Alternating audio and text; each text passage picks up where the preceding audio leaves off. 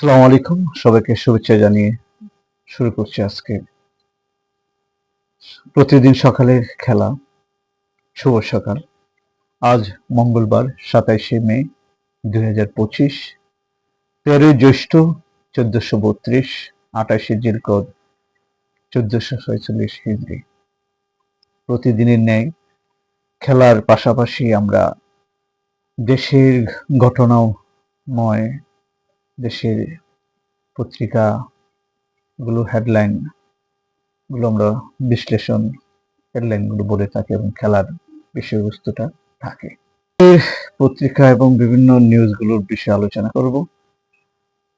অস্বস্তি কমলেও টানাপোড়েন কাটেনি। সরকার ও সেনাবাহিনীর সম্পূরক হিসেবে কাজ করছে। সেনাবাহিনী এবং সমঝোতা আছে। দেশের বিরাজমান পরিস্থিতি সমন্বয় করে তারা কাজ করছেন।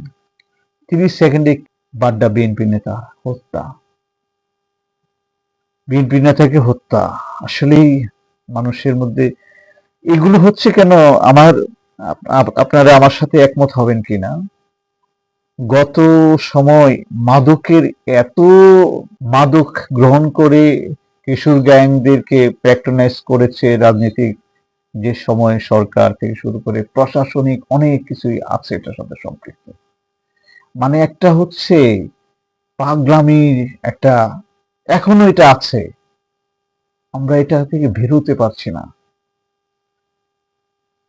একটা মৃত্যু শুধু তার মৃত্যু হয় না, একটা পরিবার, একটা সমাজে, একটা এই যে বর্তমানে পরিস্থিতি, মৃত্যুগুলো, যারা সুস্থ মনা মানুষ হতাশ সকালে উঠে খবরটা শুনবেন।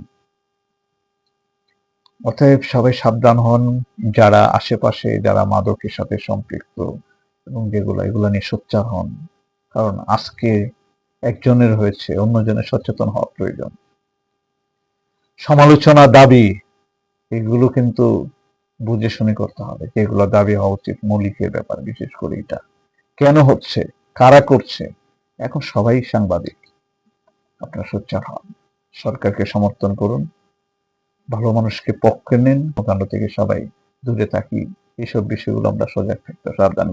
তরুণের মুখে ভয়াবহ বর্ণনা, চিন্তায়ের কবলে যে ভাইরাল যে ভিডিওগুলো সোশ্যাল মিডিয়ায় আমরা দেখছি, ভয়াবহ চাপাতি দিয়ে, নেশা মানুষকে কতটুকু নিতে পারে। এখানে শুধু নেশা না, এটা পরিকল্পিত অনেক কাহিনী কারণ হতে পারে।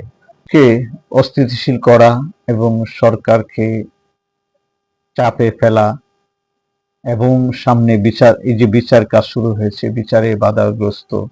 বিচার প্রয়োজন আছে, কারণ আজকে যাদেরকে প্রশ্ন করছেন, যারা বলছেন ওরা এটা এরকম করছে, ওই রকম করছে, এরকম আপনাদের সামনে আশেপাশে এগুলো করছে, এরা মেরে দিচ্ছে। যখন আইনের শাসন শুরু হবে, তখনই কিন্তু সবাই আইনের প্রতি একটা ভয় থাকবে, আইনের প্রতি একটা সাবধানতা আসবে। এর জন্যই এটাকে শুধু ছিনতাইকারী এবং মাদকের কারণে হতে পারে এটা না, অনেক কিছু হতে পারে। আমাদের যারা এই দেশকে সুবিধা নিতে চায়, আমাদের প্রতিবেশী এরাও থাকতে পারে।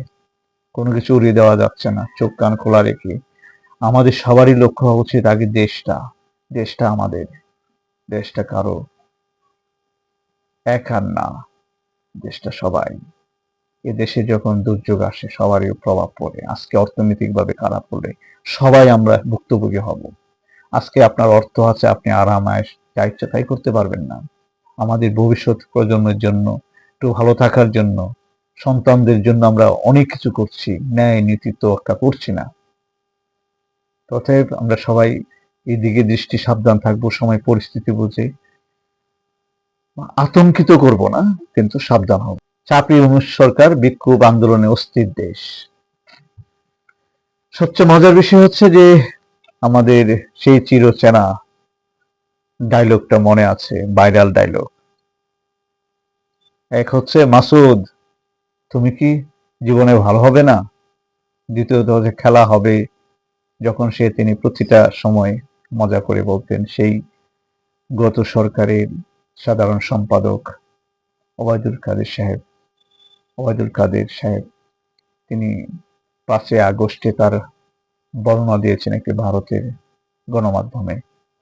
তিনি অনেকগুলো প্রশ্নের উত্তর দিয়েছেন। ক্ষমা চাওয়ার বিষয়টা উঠে এসেছে এখানে, ক্ষমা চাইবেন কিনা, এবং তারা চিরচারিত সেই কথাই বলছেন যে তাদের সাথে অন্যায় করা হয়েছে। এই কারণেই আপনার আশেপাশে যারা অন্ধবিশ্বাসী, যারা দেশকে রিপ্রেজেন্ট না করে দলকে রিপ্রেজেন্ট করছে, যারা তাদের তাদেরকে ভালোবাসে। আসলে আমাদের সাধারণ মানুষ, আমাদের দেশের মানুষ, যারা সহজ সরল মানুষগুলো কিন্তু বিশ্বাস করে, বিশ্বাসের সুযোগগুলো নেয় যারা চালাক মানুষ, খারাপ লোকগুলো, এরা সুবিধা নিয়ে এগুলো কাজ করে। তিনি বলেছেন যে তিনি 5 ঘন্টা বাথরুমে আটকা ছিলেন এবং সেখান থেকে তারা পালিয়ে পরবর্তীতে অনেক বিষয়গুলো আপনারা আমি মানব জমিনের একটা দেখেছি, সেখান থেকে আপনারা করতে পারেন। যারা জানতে চান আপনি এটা নিউজটা পেয়ে যাবেন। সারা দেশে শিক্ষকদের কর্মবিরতি, পাঠদান ব্যাহত। এই যে আমরা শিক্ষকদের, আমার মনে আছে আমি জীবনে অনেক শিক্ষকদের পেয়েছি, আমি টাকা দিতে গিয়েছি, উনি লজ্জায় নেননি, বলে বাবা তুমি নিও। তো ওনারা কিন্তু অভাব ছিল। আমি গিয়ে দেখেছি স্যার, অনেক সময় এমন অবস্থা দেখেছি কান্নি, ঘরে অভাব, তারপরও হাসি মুখে বলছে বাবা তুমি এসেছো, হ্যাঁ পড়ে পড়তে বসো। তো সেই শিক্ষকরা যখন আমি দেখেছি বিগত সময় রাজনীতি করছে স্কুলে, তারা সোচ্চার, তারা পড়াচ্ছে, তাদের যে মানবিকতার এগুলো এড়িয়ে যাচ্ছে, এবং ভালো শিক্ষকরাও তাদের টেনে ছিল, কারণ তাদের করা কিছু ছিল না। রাজনীতি এতই বিস্তার করেছে, প্রভাব বিস্তার করেছে সকল সেক্টরগুলোকে। এর জন্য আমরা একজন আরেকজনের উপরে দোষারোপ না করে আমার দেশটাকে নিয়ে ভাবি। তো শিক্ষক সাহেব যারা আছেন সে সাথে সম্পৃক্ত করে সন্তান, বাবা মা কিন্তু মানুষ করতে পারে না, শিক্ষকদের উপরে বিশাল দায়িত্ব। এরপর আইন শৃঙ্খলা বাহিনী থেকে শুরু করে আমরা সবাইকে সম্মান করবো এবং ওনারা যেন তাদের পেশাগত সম্মানটা রাখেন। নারীর নেশাতেই পতন, যেভাবে দিনমজুর থেকে শীর্ষ সন্ত্রাসী হয়ে ওঠা আকবর। তিনি স্বল্প শিক্ষিত একজন বেকার তরুণ, বসবাস করতেন নগরীর মধ্যে। জাপান যাচ্ছেন প্রধান উপদেষ্টা, এবং এখানে একটি গুরুত্বপূর্ণ কথা বলেছেন বিএনপির ভারপ্রাপ্ত চেয়ারম্যান, গুমের সংস্কৃতি বন্ধ করতে হবে। তিনি এটাকে খুব জোর দিয়েছেন। তো আসলে গুম করাটা যে কি কষ্ট, যারা করেছেন হয়তো আমরা যা শুনেছি উপলব্ধি করি নাই, যারা এটা করেছেন তারা বুঝবে। গুরুত্বপূর্ণ অনেক বিষয় অমীমাংসিত রয়ে গেছে। অধ্যাপক আলী রিয়াজ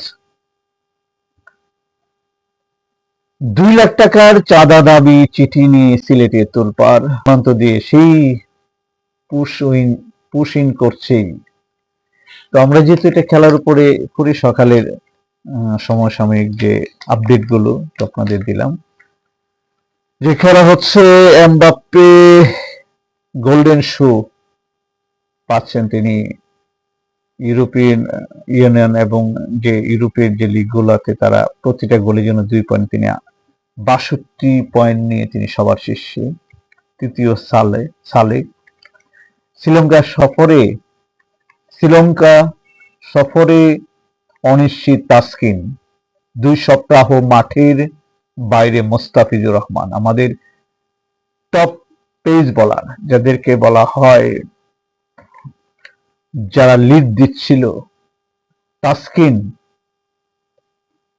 আহমেদ এবং মুস্তাফিজুর রহমান, আমাদের পেস বোলিং অ্যাটাকের মূল 2 অস্ত্র, তারা মাঠের বাইরে। তাসকিন ফেরার কথা, কিন্তু পিডিও হয়তো তাকে একটু সময় নিতে এবং সময় পরিস্থিতির উপরে তাকে সিদ্ধান্ত নেবে। এবং মুস্তাফিজুর রহমান মাঠের বাইরে, এটা নিশ্চিত, ইনজুরি পরে চলে গেছেন। এবং রিশাদ কিন্তু ভাগ্যবান একজন মানুষ, তিনি যে দলে যাচ্ছেন তিনি যেন শিরোপা তার উঠিয়ে ধরার একটা উপলক্ষ তিনি পেয়ে যাচ্ছেন। চাপে থাকবে পাকিস্তান। সাবেক জাতীয় দলের উদ্বোধনী চৌকুশ ব্যাটসম্যান এবং বর্তমানে তিনি কোচিং এবং নির্বাচক প্যানেলে উঠছিলেন একজন অভিজ্ঞ, খুব হাস্যোজ্জ্বল একজন মানুষ। হান্নান সরকারকে উনি বলেছেন, যখন প্রশ্ন করেছেন যে চাপে বলছেন আরব আমিরাতের সাথে বাংলাদেশ দল খেলেছে, এটার যে একটা চাপ, এমনি তাদের আত্মবিশ্বাস নিচে ডাউনের দিকে থাকবে। পক্ষান্তরে অথবা অন্য প্রান্তে পাকিস্তানের তারাও কিন্তু চাপে থাকবে, কারণ তারা হোম ভেন্যুতে তারা খেলছেন, তাদের প্রত্যাশা, তাদের দলের একটা চাপ থাকবে।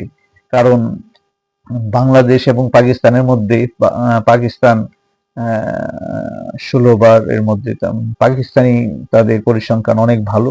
বাংলাদেশের মাত্র 3টা ম্যাচ জয়ী হয়েছিল, সেটাই মুস্তাফিজুরের সময় অভিষেকে।